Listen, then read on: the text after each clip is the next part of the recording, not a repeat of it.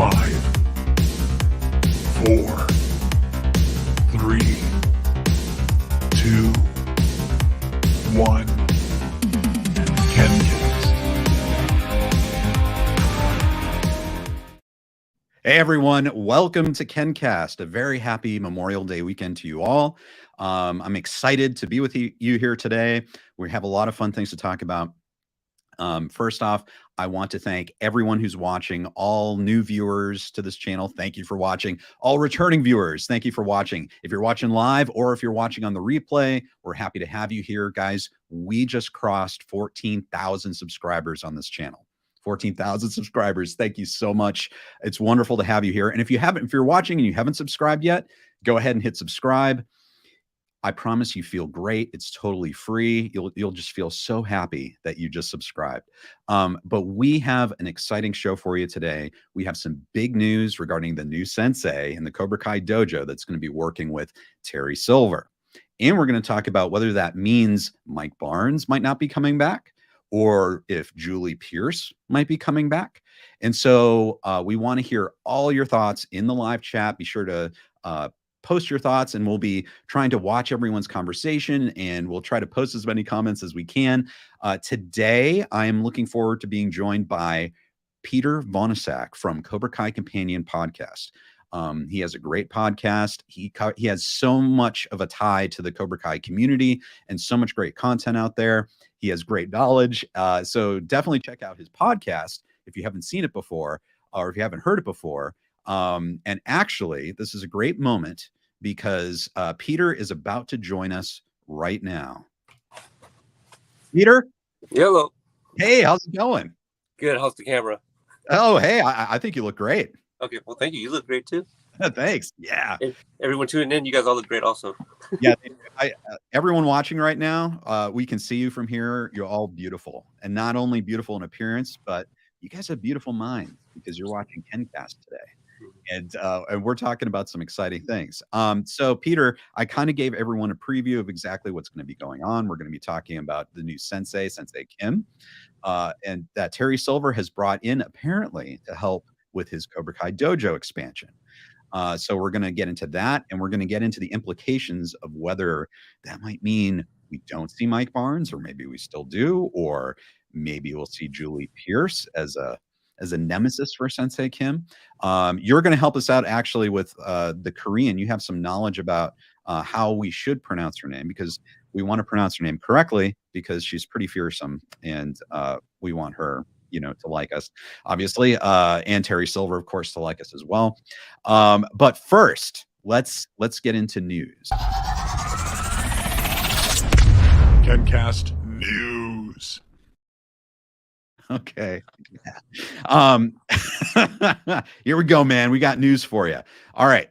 We've got, and this is the main article. The Deadline article came out this week, tweeted out by the showrunners, the big three, John, Josh, and Hayden, as well as, and this is an exciting actress, I think, that is going to be introduced to all of us.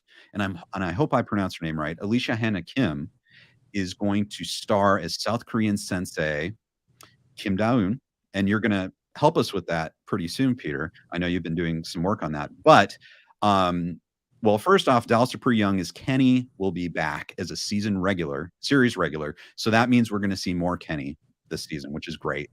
He made such a huge impression. He did such a great job in season 4, and now we're going to see what happens with this character coming up. It looks like he is fully committed to the Cobra Kai style. And do you have thoughts, Peter, on Kenny and his enhanced role in season 5?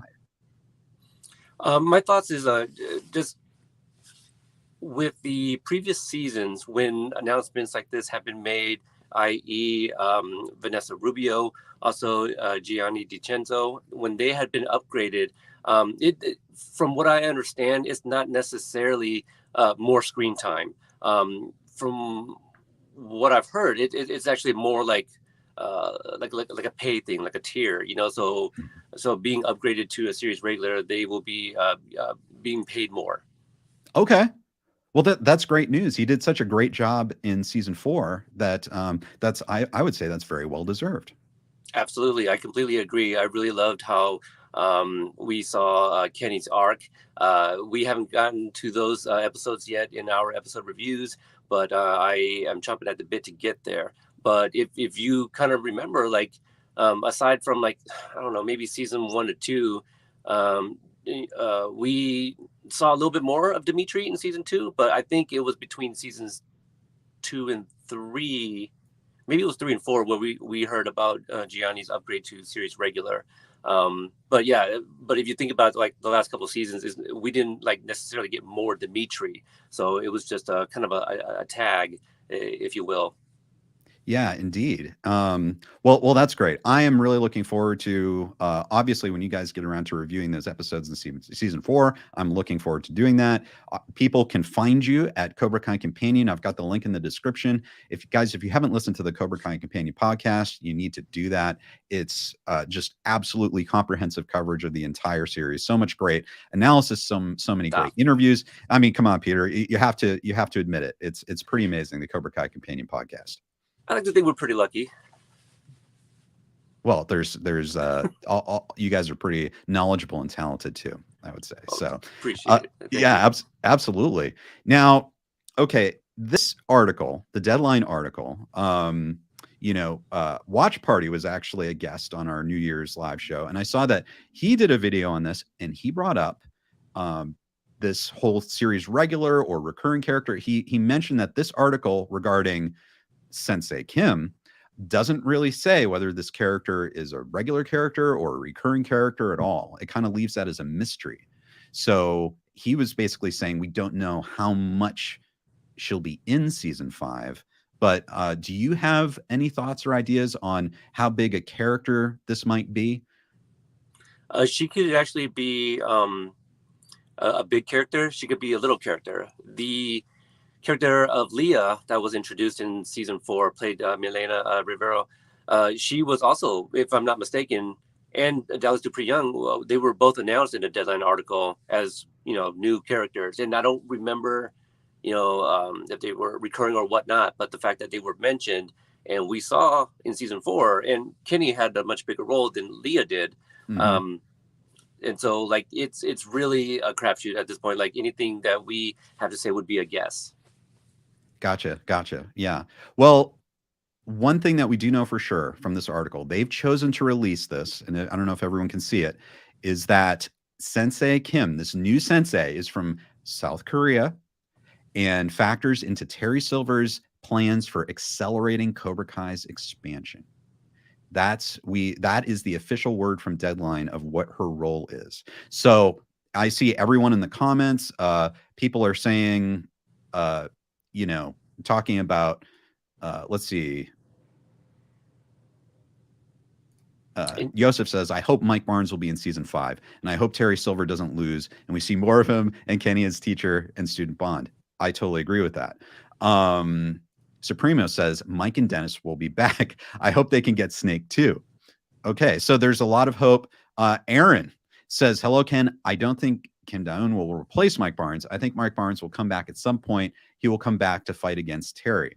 So this has been kind of a controversy that's come up ever since I did a video this past week about this new sensei. A lot of people have been talking about how her appearance now means that Mike Barnes won't be coming back. And we'll be getting into that a little bit later. Let's go on. We just got a couple more quick news stories.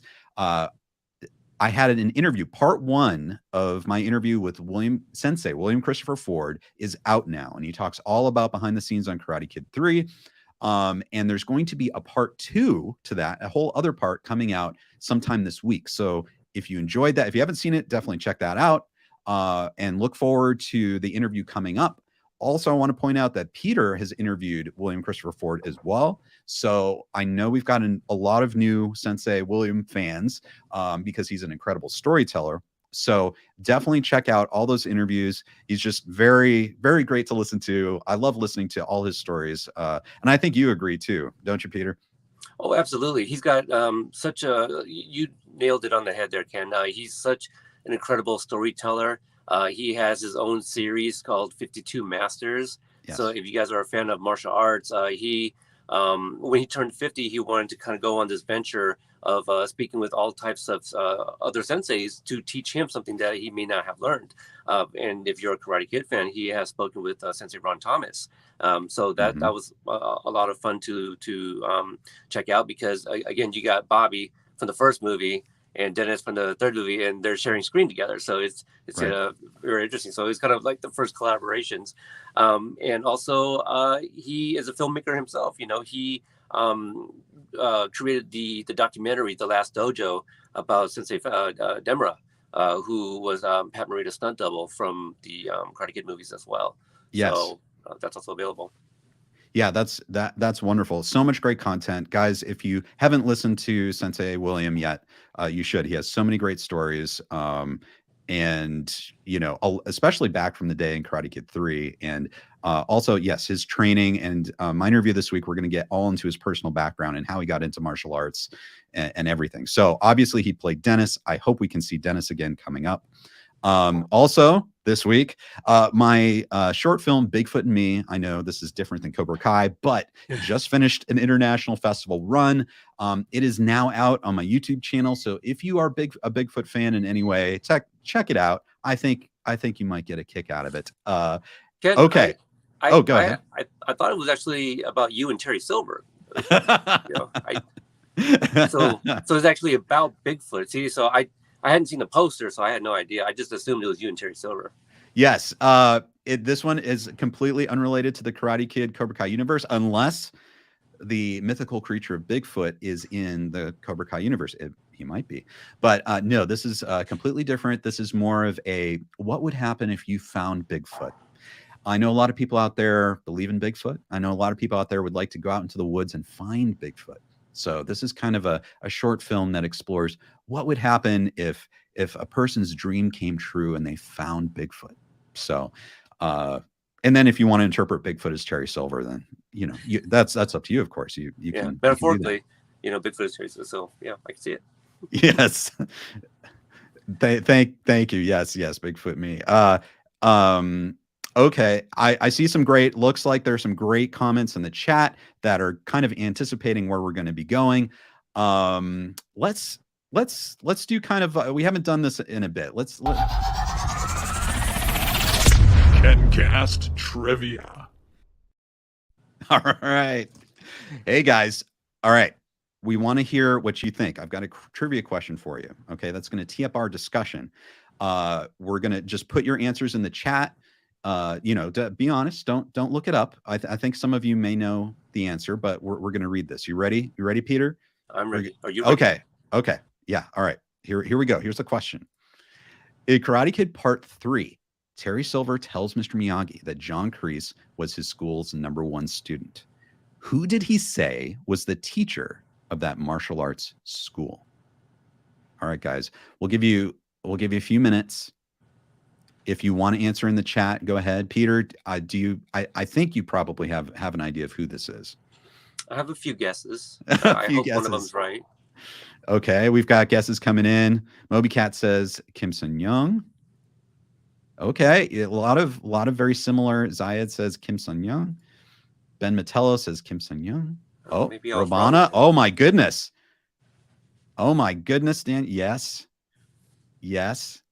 Kim something. Yes. Guys. Okay. Very good. I would wager that one's wrong. That one's wrong. Okay. I've never heard of something. Kim something. Sound Korean to me. That doesn't sound like a martial arts teacher's name. No, not at all. Okay, guys. KenCast Trivia. Answer. All right, guys. Here we go. Here's the answer. There you go. Now, I will point something out. We talked about the spelling of this. It's interesting. It's hard to find a script of Karate Kid 3, the shooting script of Karate Kid 3. It's pretty hard to find that. So Terry Silver mentions that name for the first time in that movie. This spelling comes from the captions from the Cobra Kai series on Netflix. However, if you look at the Scholastic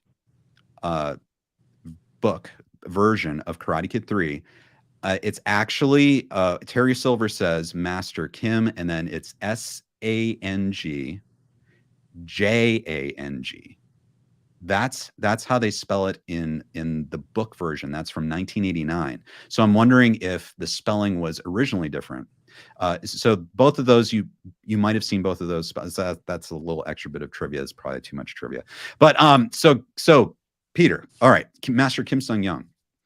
Who is this person, and why is he so important? Is he real? From what we know so far, is he good? From what we know so far, tell us the importance of this person in the Cobra Kai universe. From the very first time he was introduced, but before I forget, back to your shooting script there, I don't know for sure, but Robin of Karate Kid Minute may have one, because they are currently doing their Karate Kid 3 coverage. No way. Yeah, okay. And he always tries to find stuff like that. So he may have it. If anybody has it, it'll be him. That would be amazing. Yes. Yeah. So Master Kim Sung-young, the very first time he was mentioned, at least, was in the Karate Kid Part 3.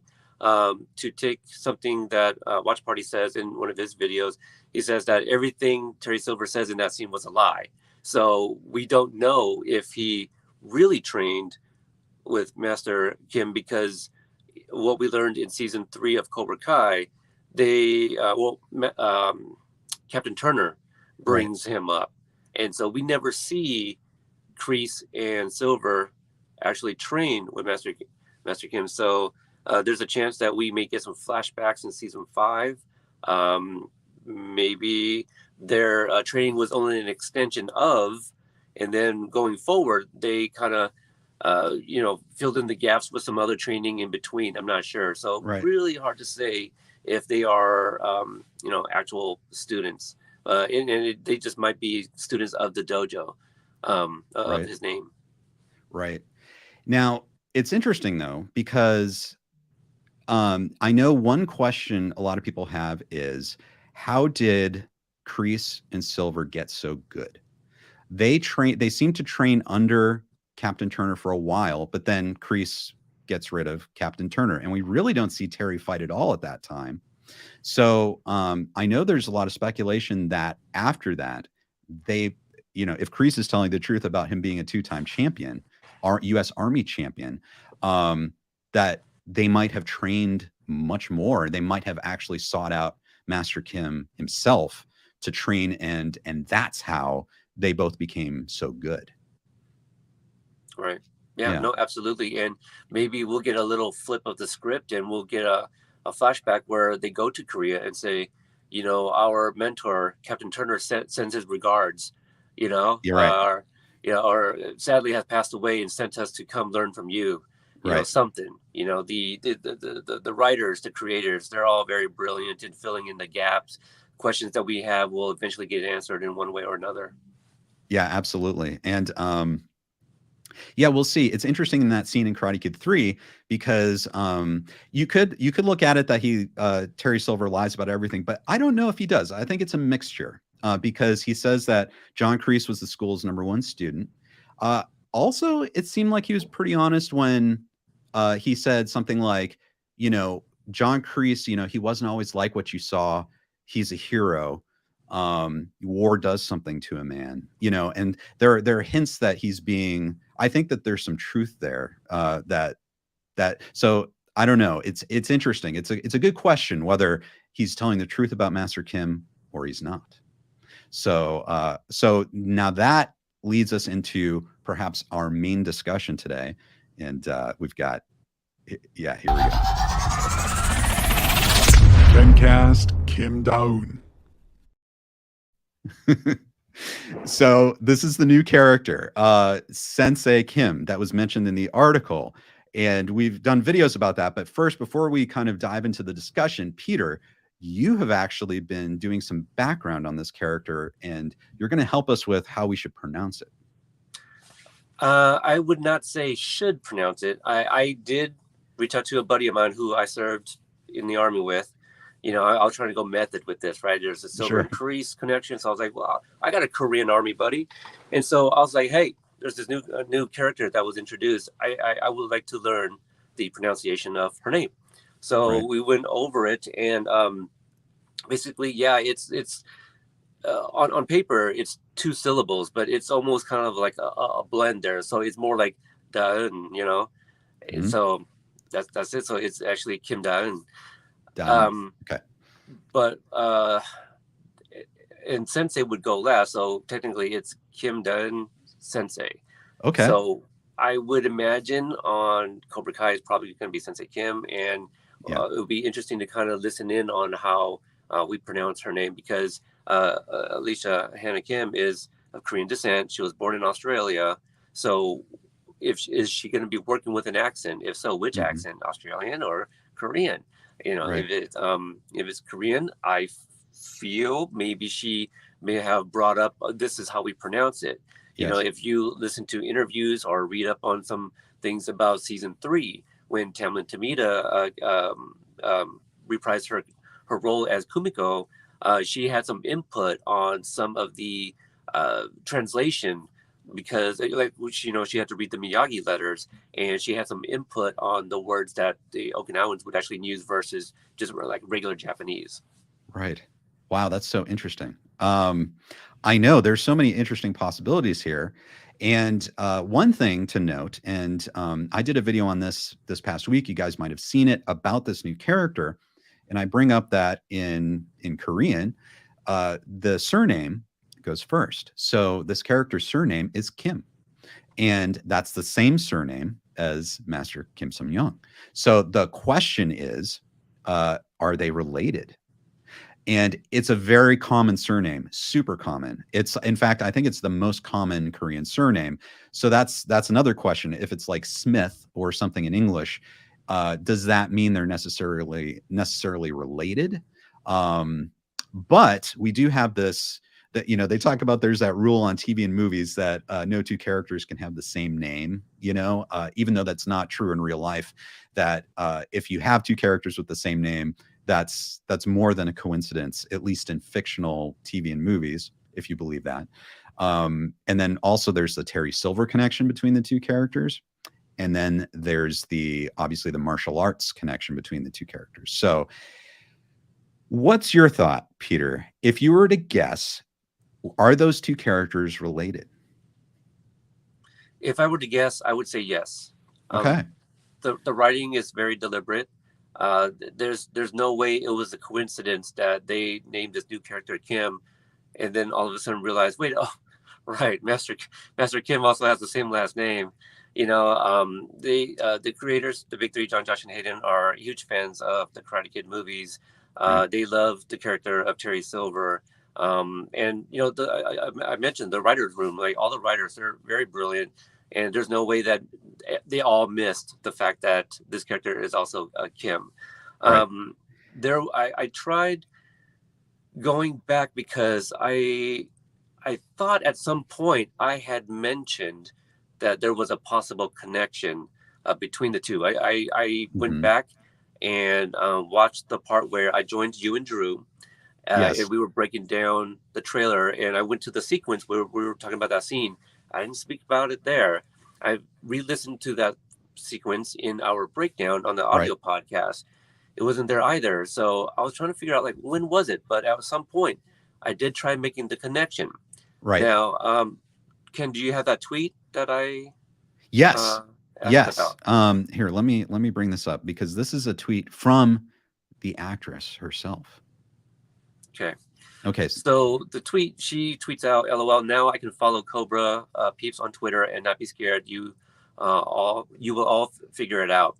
So this was at the time of this recording. She tweeted this out about 4 days ago. Now, the evening of Cobra Kai Live and Badass, that was the evening. Ken, you attended the event. Yes. Very jealous of you. And that was the same night that they revealed the trailer that we all overplayed in a good way, and got the incredible line of, and I'm gasoline. Yes. I think you guys would all agree with that. Yes. That very evening, she also followed me on Twitter on my Cobra Kai Kompanion account. So I saw that, and I'm like, oh, who is this verified person that just followed me? And I had seen at the time that she had followed some of the people involved with Cobra Kai. I believe Hayden Schlossberg was one of them. And I go, oh, maybe she's a new character. And then Right. the trailer releases officially for everybody on social media, and immediately I'm watching it.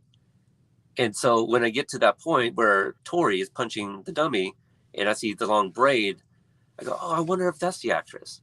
Yes. So then I went back to the Twitter account. I was like, okay, well, she's Korean, clearly. It could be just last name, but my assumption was like this actress is Korean, and I wonder if she's a sensei and if she has any relation to Master Kim. Yes. So I was unable to find that. So like I could be making all of this up, but I had you bring up this tweet because she says now I can follow. So I think she might have prematurely followed some people and may have unfollowed because we were all kind of talking about this character after the Deadline article came out. Yes. And in my Facebook group, I had commented to Mike P, who is Cobra Kai Wisdom. I was like, oh yeah, the actress followed me, and then like later on that day, I went back on Twitter. I go, huh, she's not following me. Well, that's odd because I was almost certain, like I was like, maybe I misremembered or something. Right. And so then like this tweet came out. So I was like, oh, I wonder if she had to like go back and unfollow.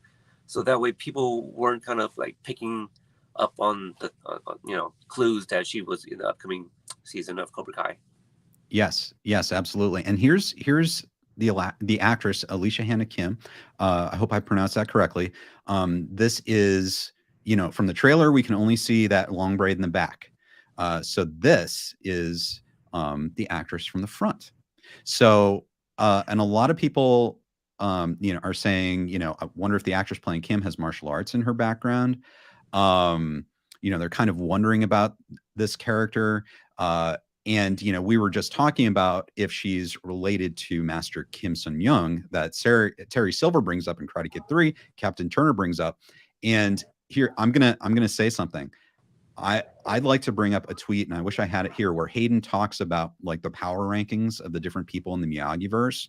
And he said that the only person as powerful as Miyagi was Master Kim. And I have a feeling that he said that probably because there is a direct link between Master Kim and Terry Silver.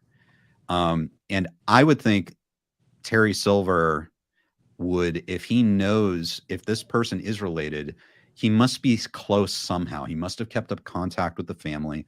I doubt that someone, if she's like the granddaughter of Master Kim, and she might be carrying on this important fighting style to her family. If she is willing to come to, either Terry's paying her a ton of money, or they must have some kind of relationship that she would come all the way from South Korea to Los Angeles to teach her family's style in the Cobra Kai dojo. I would think. Do you think that's fair? Yeah, no, actually, I agree with that. I do think that's fair. Absolutely. Okay. Okay. And then people are bringing up things like Detective Bat says, I still have a bad feeling she's going to turn on Terry at some point to take Cobra Kai for herself. So this has also been some speculation that she could be, actually, as bad as we think Terry Silver is, she could turn into being sort of the big bad, or someone to actually take this all away from Terry Silver. I know it's way too early to really speculate, but that's kind of a fun idea, isn't it? I think that's a very fun idea, and I think that would be categorized as like flipping the script.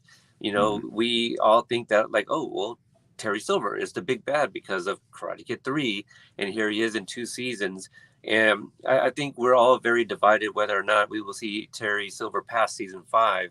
And so like this would be a really interesting way if you subscribe to the idea, no, like Terry Silver is done with season 5, she takes over, or as far as his fate, like that's left to be determined at this point. Right. And going on that idea, Marco brings up this interesting point. Maybe Terry will have to call Mike Barnes to help him in season 6. Okay, so this kind of maybe moves us to the sort of the more controversial end of everything, where we're talking about Mike Barnes.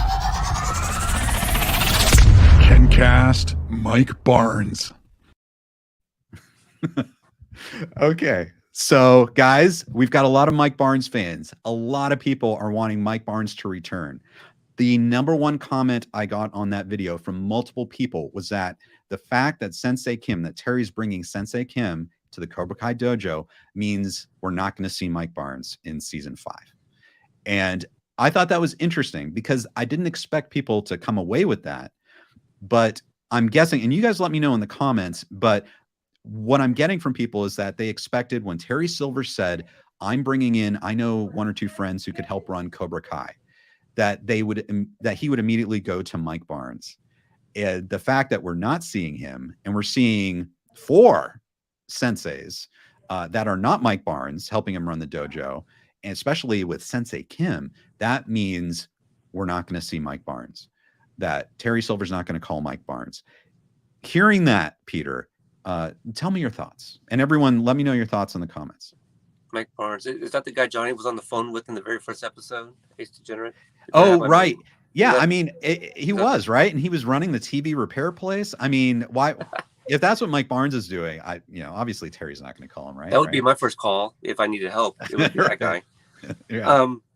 No, again, like flipping the script, I would categorize that like, well, how interesting that they set that up for us to think Mike Barnes, but then boom, we get actually somebody else and other senseis that are not him at all. Right. I think from previous seasons, we can gather that everybody has the opportunity to make a return.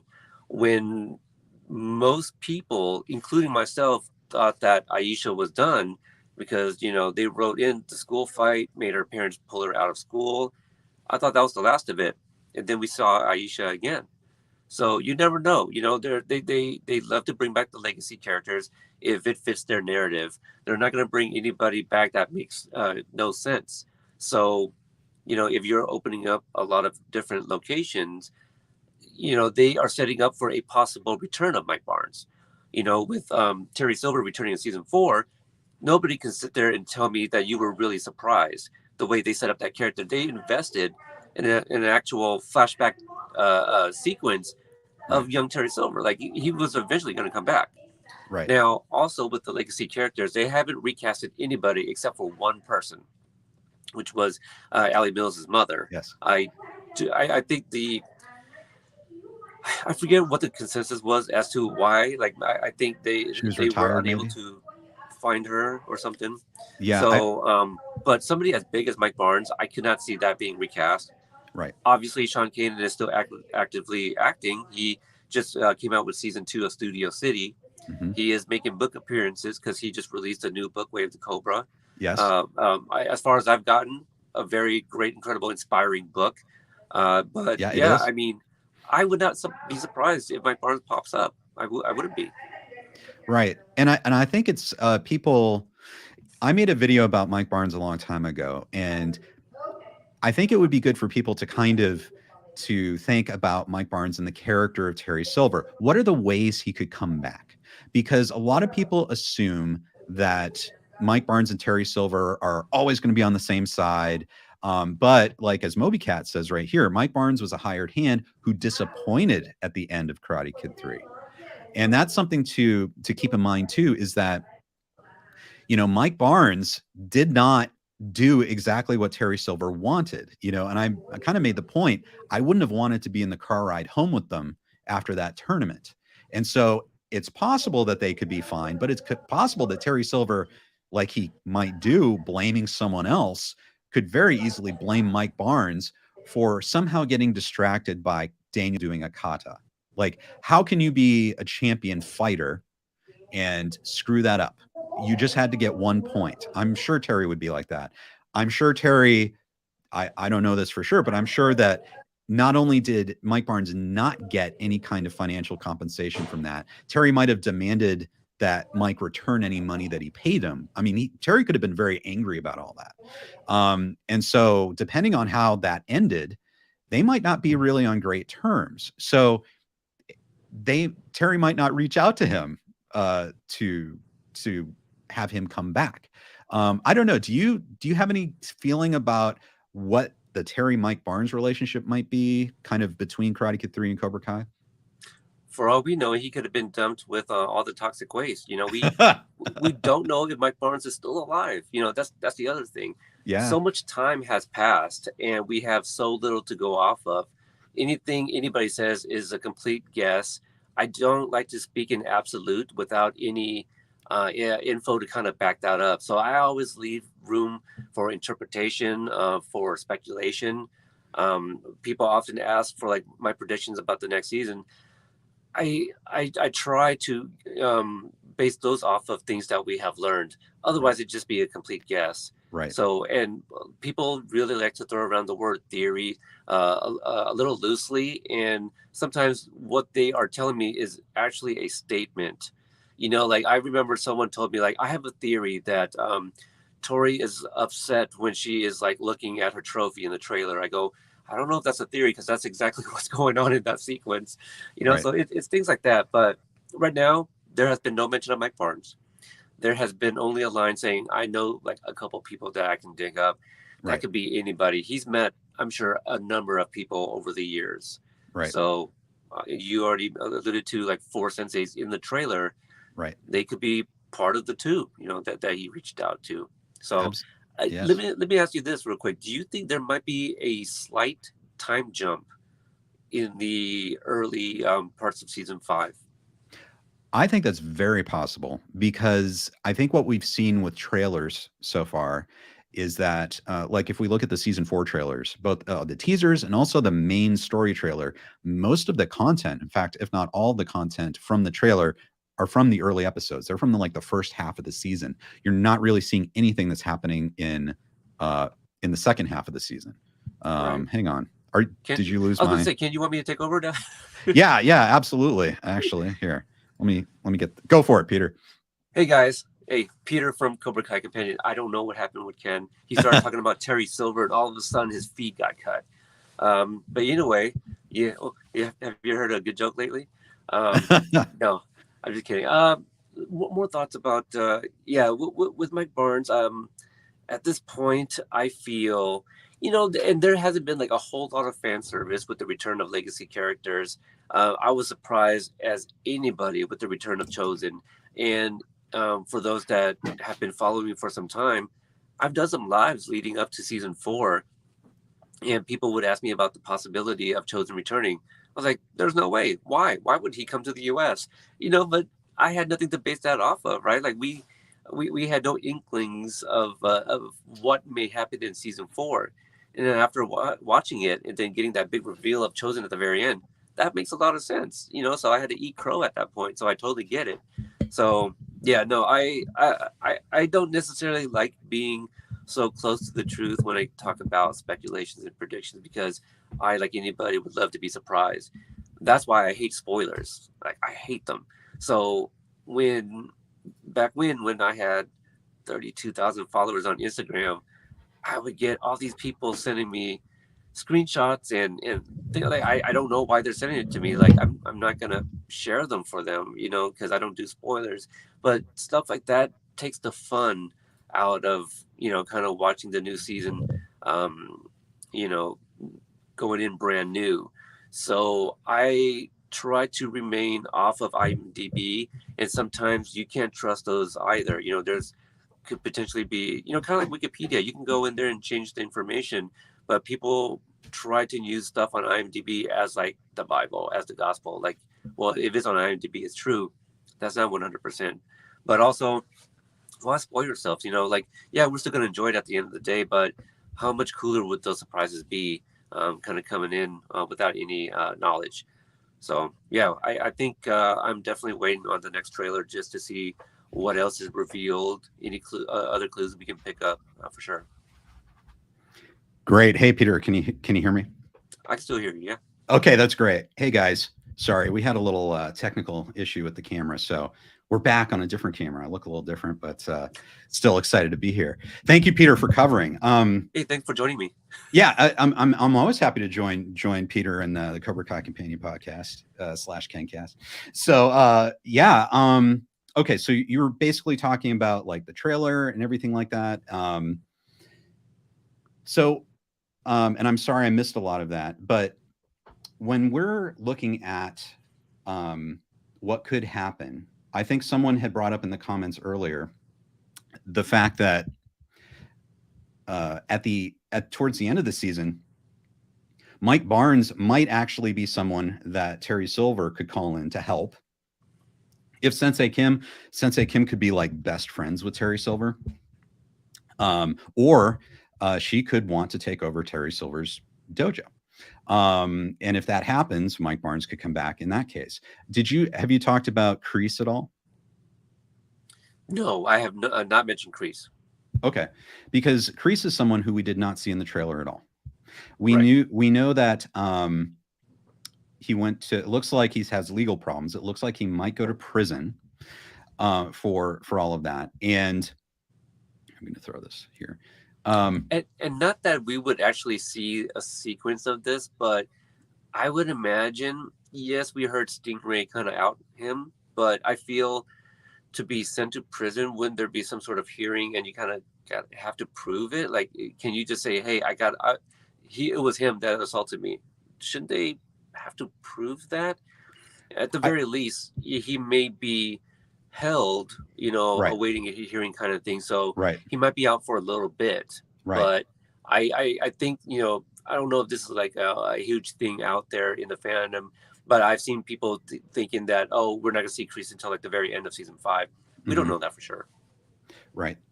Right, exactly. And I think you're exactly right. They'll take him in. They can hold him in jail until there's a trial. Like, I think if there's probable cause, he could, if someone's willing to get him out on bail, he might not be in prison during that time until he has a trial. We know that Kreese has kind of formed a friendship with Tori.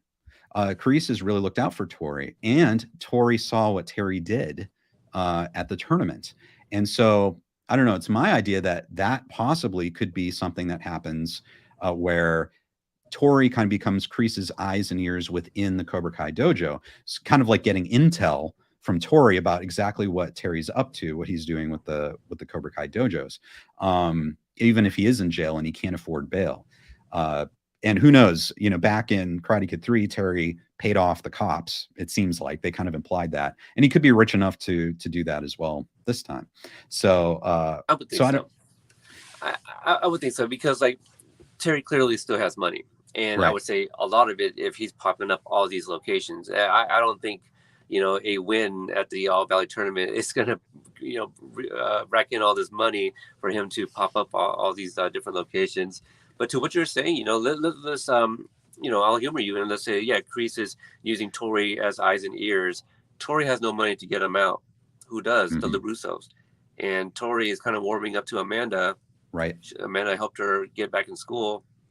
Maybe this is something where the LaRussos can help Kreese out to take down Silver. That's another option there for them. Also, Kreese could even call Mike Barnes if kind of what you were saying earlier, if Mike Barnes and Terry Silver, if they kind of split apart from his failure in the Karate Kid 3, maybe Kreese knows that, like you mentioned the ride home. I would imagine they all drove separately, because Mike had I forgot what car he drove, but Mike had his own really nice red car, the convertible or whatever it was. But that was, I guarantee you though, that was Terry's car. It could be, because he said you get a weekly draw on a car. Okay. So Mike might have been walking home. Could be absolutely. And if that's the case, I would not be happy if he called me back to help him out. But we don't know. Maybe Mike Barnes is more forgiving. Maybe he's holding that grudge, and if he's holding that grudge, maybe Kreese knows that, and maybe that's someone that Kreese can call on. So many just different scenarios. This is very much a choose your own adventure at this point, because we have nothing to go off of. Peter, I think you're exactly right.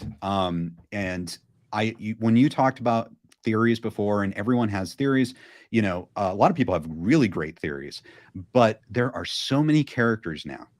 And, everyone had ideas of what was going to happen in season 5, I think even 3 or 4 weeks ago. And now we have Sensei Kim, the brand new character that completely changes everything. It's like even one character can completely change what we think could happen. So I mean, it's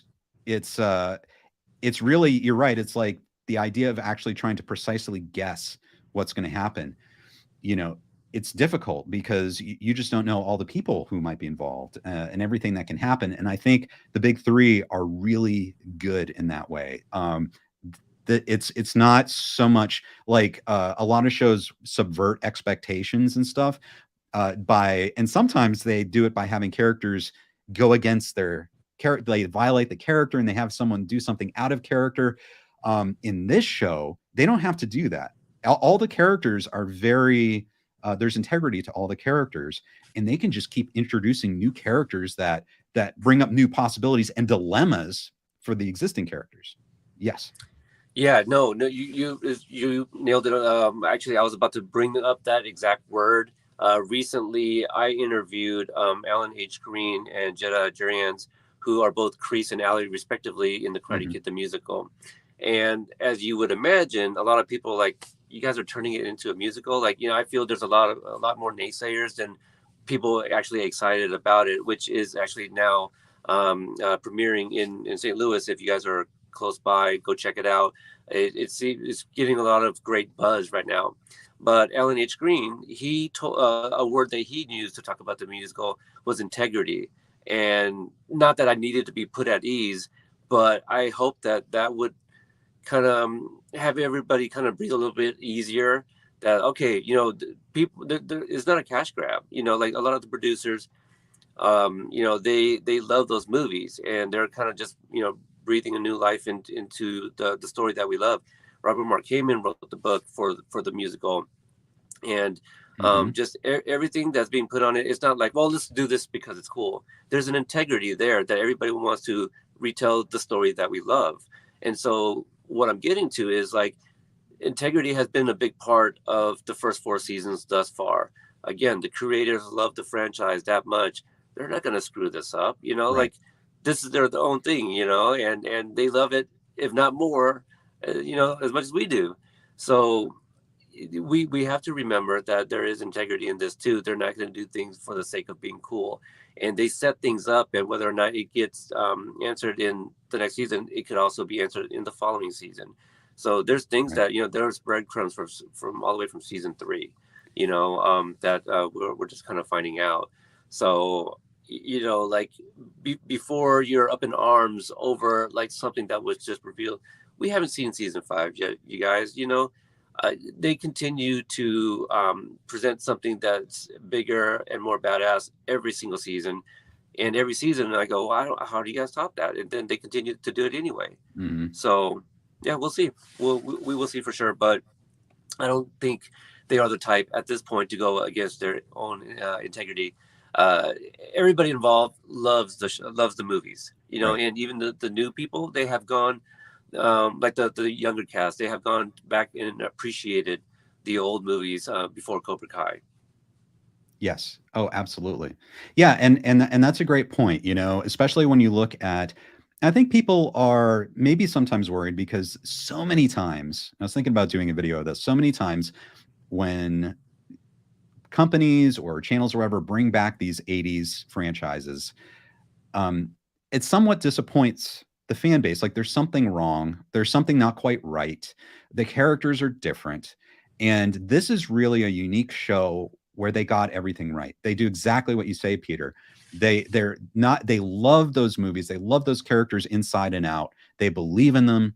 And so they're not going to violate those characters because they think it's cool or because, you know, it's a job and they're like, well, I was never really that much of a fan, but I'm getting a big payday. So I guess I'll try to make this. And, you know, this is the one, I'm trying to think of another show that has this much acclaim from critics and fans that is bringing back something from like 30, 40 years ago. So I agree with you. I have faith that you guys don't have to worry. Right. Aaron says, and we have 3 more senseis unnamed at the moment, right? And Terry might bring his 7 friends from the cage to teach. Interesting. Oh, you mean from the flashback, the Vietnam flashback. Oh, interesting. And Mike might get a cliffhanger in the last episode of season 5, like Kreese did. Yeah. Let's see.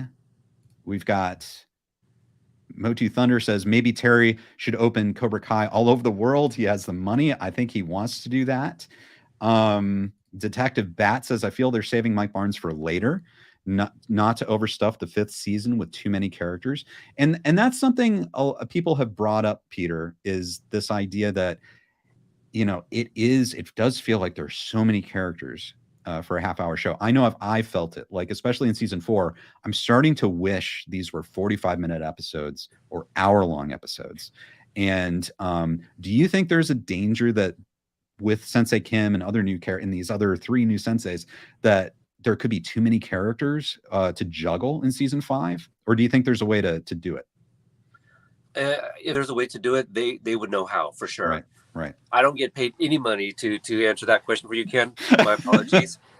But I have no concern, but I obviously have noticed, all the different types of characters. We were introduced to Devin Lee last season. What are they going to give us with her this season? There's so many of the kids, but there are some storylines that maybe not have quite wrapped up, but I can see taking a back seat in season 5. The Binary Brothers are back again. Hawk is more Eli, so maybe we're not seeing too much of them. We have Sholo in Mexico, so there's that going on, and so now you have Robbie there as well. Mm-hmm. I'm sure we're gonna find out what the kids are doing. It's still, I'm trying to remember when in the timeline it is right now. It might be approaching summer, and we don't know where season 5 is really going to start off as well. So the kids could be in school, other things are going on. So yeah, we'll be seeing less of some of our favorite characters, but I'm sure either they will be mentioned by name or we'll see them kind of briefly. I know, and I will say, like, I hope someday, we can see one of my favorite characters, of course, is Tom Cole. We haven't seen him because it's been like the story has just been so crazy, like with the stuff. But I even hope someone like Tom Cole gets to come back because he was kind of like a nice little thorn in Daniel's side. Bryce Productions asked a question: why do you think Mr. Miyagi's first name was changed in Karate Kid 2 and Karate Kid 4? I don't know for sure, except I'm going to say this. The next Karate Kid was written by a different writer. It was almost a completely different production team. And that could be something. I'm sure there's like some harmonization in universe explanation for it. But honestly, guys, I think that's kind of what Peter and I are talking about. I have a feeling that the people behind next Karate Kid maybe didn't even have as much passion and love for those movies as John, Josh, and Hayden do, because it does seem like there are some kind of character changes and things like that, and they might not have done the research and just given him a new first name. I don't know, Peter. I don't know. What do you think? That's exactly it. It was a new writer. Yeah. Miyagi was never named in the movie, and from what I understand, it was translated off of something in the Karate Kid Part 2. Mm-hmm. I just interviewed Robert Mark Heyman, and he jokes that Mr. Miyagi's first name is Mr. That he didn't give him a first name, and he kind of thinks that maybe it was Pat that gave him the first name, but basically he's saying that he didn't give Miyagi a first name. It was Mr. So the new writer for the next Karate Kid, from what he knew or what research he did, there was no first name, so he came up with one. Right. Yeah. I think you're exactly right. Okay. Someone says a leak. I will avoid leaks for now. I'm going to avoid leaks all the way up until the release of the season, just on my channel. I'm not going to. So that's cool, guys. You may have special knowledge, but I'm going to skip over it. NASA says, I thought season 4 was overloaded because of the All Valley. I would hope to not have so many different directions again. The thing is, though, like, I think character-wise, like, I know I wanted more from all the characters, but the thing is, like, that was just compelling. Like, the whole season, you had to just watch the next episode. Like, that season moved so fast, which is what's supposed to happen. Like, I watched it all pretty much in one sitting, which I think if there's a problem, with a serialized show like that, you're kind of like, I don't know if I feel like watching the next episode right now. But so I understand, and I agree. I wish the episodes were longer, but I mean, Peter, I don't think you can fault them. I mean, that was just like that moved. That season moved pretty quick, Yeah, like a freight train. yeah. It was the longest season in terms of runtime Yep. compared to the other ones. I mean, we would love 45-minute episodes, but you guys, the finale is 47 minutes, and we had a lot of episodes that were well over 30 minutes as well. Ace Degenerate was 27 minutes. Yeah. Ken, you said that last season moved really fast. It really did. It was well paced. It was, we joke about like, a 5-hour movie. It was probably a lot closer, maybe not a lot closer to 6 hours, but all the episodes were a little bit longer.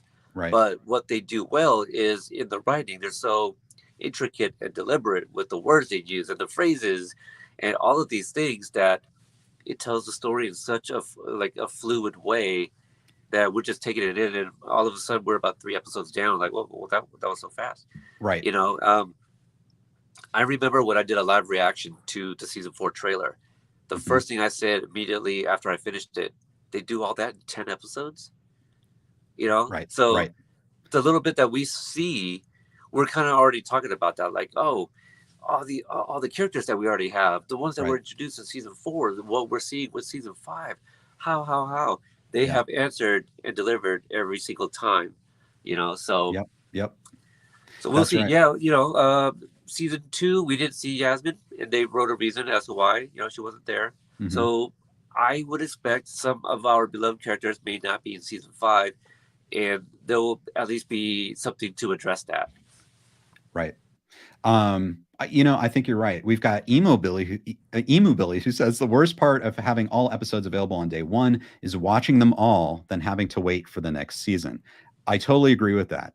Though, Peter, and this is just something that I've noticed with Netflix now, is with Ozark, Stranger Things, they're starting to divide the seasons up into part 1 and part 2. And I think they're doing that so people stay subscribed to Netflix. And we know about the Netflix issues. Do you think there's a chance that they might split Cobra Kai up into 2 parts and release the first part on September 9th and then, I don't know, the next part in October or November? I did not know that they did that with Ozark. I haven't watched the latest season yet. Yes. I think it's possible, and I think it may be telling if John Hurwitz does a Q&A and somebody asks that, whether he answers or not. I see. Yeah. I can see it because, I mean, guys, like if we love Cobra Kai, even if they released 1 episode per week, I mean, that would guarantee us, being subscribers to Netflix for 2 to 3 months. And so I could see why Netflix might want that, to keep us subscribed. So I think it's a possibility. I hope we can just watch it all at once, because that's going to be horrible after. I know there's going to be a mid-season cliffhanger, and it's going to be horrible if we have to wait like a month or 2 to see the rest of it. But one thing before we wrap up, we do have a question actually from Bryce Productions.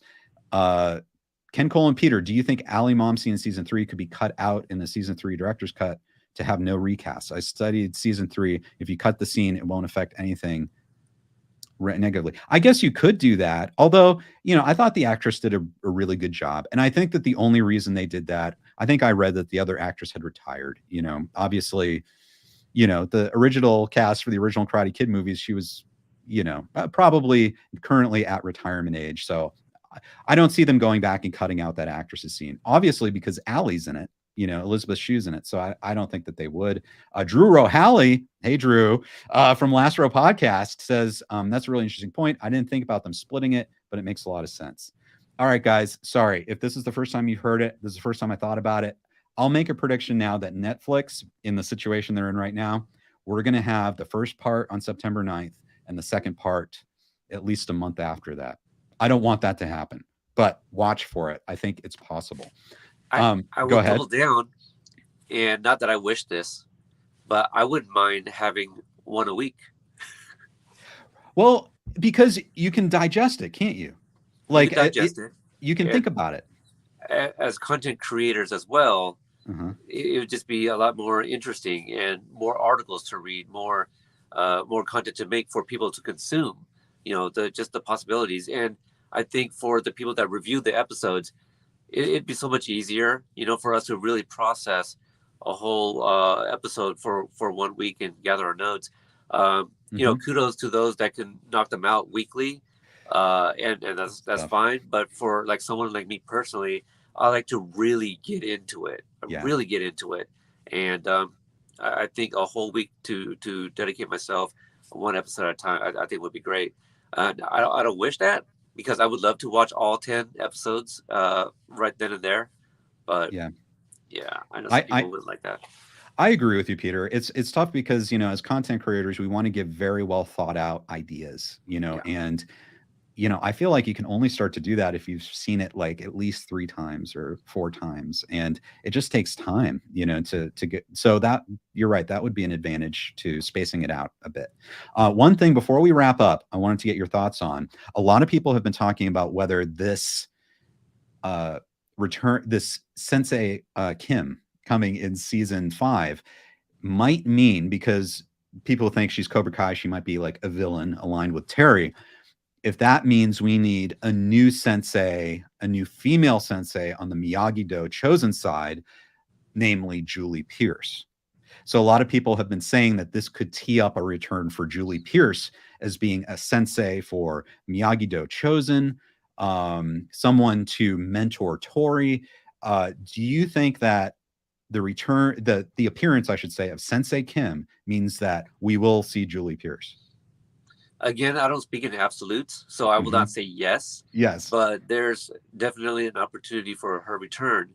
If she returns, I agree with you, Peter, as much as I love binge weekly release. Yeah, absolutely. Yeah, that's true. Yep. For a little, behind the curtains here, to take a little reference from Wizard of Oz, when we do our episode reviews, I literally watch the episode 3, 4, 5 times before I take my notes, right? Trying to see what I missed. And I still miss some things because, we also have like a natural flow and an organic conversation when we discuss these. And sometimes I even skip over the things that I write down in my notes. Right. So I love what Drew said. Just like it gives us, we get to digest an episode a little bit more. Yes. But in the event that we get the return of Julie Pierce in the universe, it's been set up since season 2. There's a drop line where Daniel tells Robbie that, it's been a long time since there's been more than one Miyagi-Do student or something like that, right? Right. Kind of forget the dialogue. But also, I don't think there also may be a reason that for years that they have always, the creators have also included the next Karate Kid as canon, because this is the Miyagi-verse, and the next Karate Kid has Mr. Miyagi. So I think, again, if she returns, well, they've also been saying that the next Karate Kid is canon. So they would have said like, oh yeah, only the first 3 movies, because then it wouldn't make sense if she shows up one day. Right. My goodness. Well, I'll say that I would love to see Julie Pierce return. Obviously, Hilary Swank, a hugely in-demand actress, Academy Award-winning actress. And so I think, maybe she would want to come, from behind the scenes. Maybe she'd be expensive, but maybe she would be happy to come if she loves the project and wants to be associated with it. Maybe she just want to be part of it. So she was on the Netflix, what was it? Away? The Netflix. Was that sounds it? Right. Going to Mars, and that lasted a season. So she does have a working relationship with Netflix. So that's very possible. Well, Peter, this has been an epic conversation, guys. I think we're going to wrap things up, but I want to throw it to Peter right now.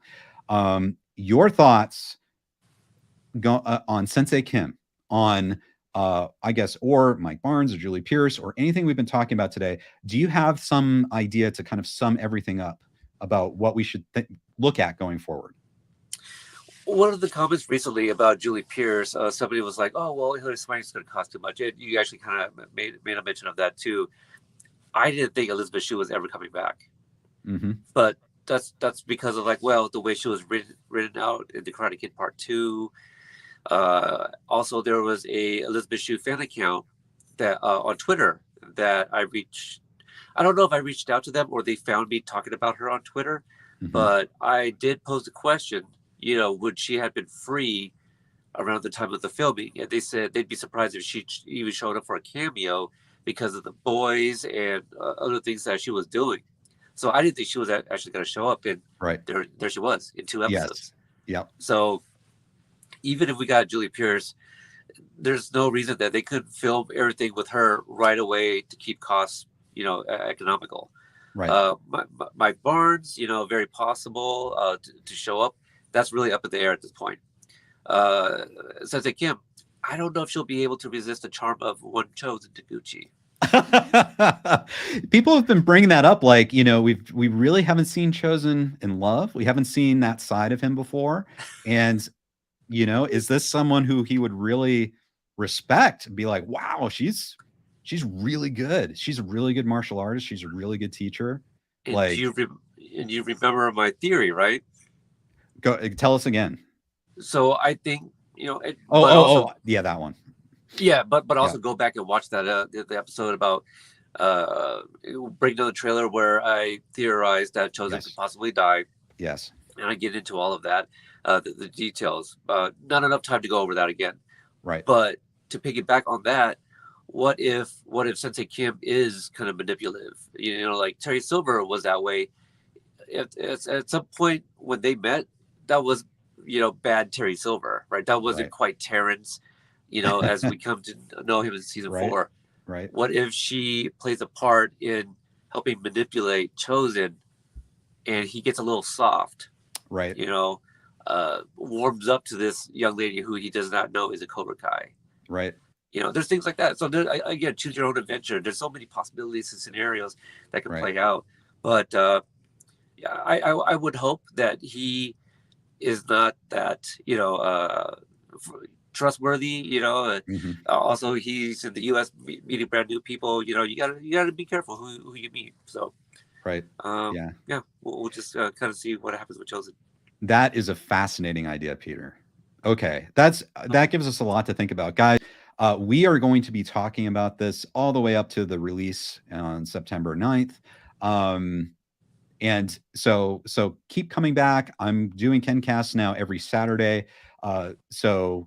Yes. I always love to see you guys. Thanks for watching. Thanks for subscribing too. Guys, we just passed 14,000 subscribers, which is amazing. Thank you. And if you haven't subscribed yet, go ahead and hit subscribe. It's totally free. And when you click subscribe, people tell me they just feel so good. And that you're going to keep getting Ken Cole content. And while you're at that, once you feel good about subscribing to the Ken Cole channel, go ahead and subscribe to Cobra Kai Kompanion Podcast. That makes you feel extra good. That's like dessert. I hope so. I hope that makes you feel extra good by subscribing. But if not for nothing, we have so many interviews, 108 interviews. Yes. Not all of them are on YouTube, but so.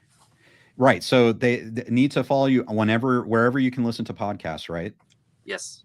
And there's a link in the description. Go to the website, and there's so much you can see, including a very recent interview with Robert Mark Kamen, and he goes all into the Karate Kid musical, and it's really a great interview. So everyone check that out. Peter gets the best interview. So listen to all of those. Drew O'Halley says, thank you, Drew. I appreciate it. Last Row Podcast. This is Drew. He's usually on KenCast. You've seen him a lot. Go listen to the Last Row Podcast as well. Guys, thank you for joining us today. Peter, thank you so much for joining us. Peter from Cobra Kai Kompanion Podcast. Thank you. Thank you so much, Ken. I love you. Love the show. I love Drew. I was wondering if he was going to join us today, but I enjoy tuning into every Saturday's KenCast. I try to type in some comments, try to make you guys laugh if I can. So, absolutely, Peter. We love you, Peter. Everyone, thank you. I hope everyone has a great Memorial Day weekend. Do something fun this weekend if you can, and we'll be back next week to talk more about Cobra Kai on KenCast. See you guys.